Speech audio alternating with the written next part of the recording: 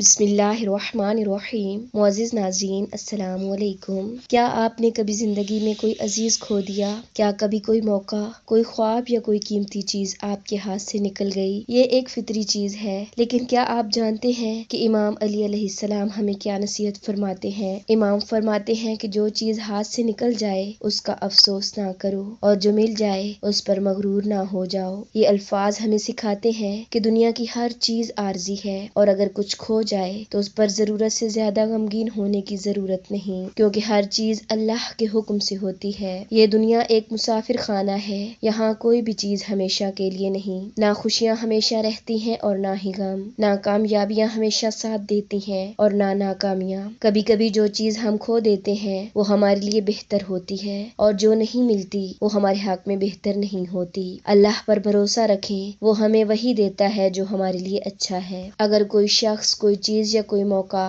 آپ کی زندگی سے چلا گیا ہے تو مایوس مت ہوں، ہو سکتا ہے کہ اللہ آپ کے لیے کچھ اور بہتر لکھ چکا ہو۔ بس صبر کریں، دعا کریں اور آگے بڑھیں، اور اللہ پر یقین رکھیں۔ انشاءاللہ وہ آپ کی مشکلات ضرور حل کرے گا۔ اگر آپ کو یہ پیغام پسند آیا ہو تو لائک کریں اور چینل کو سبسکرائب کریں تاکہ مزید حکمت بھری باتیں آپ تک پہنچتی رہیں۔ ملتے ہیں نیکسٹ ویڈیو میں، تب تک کے لیے اللہ حافظ۔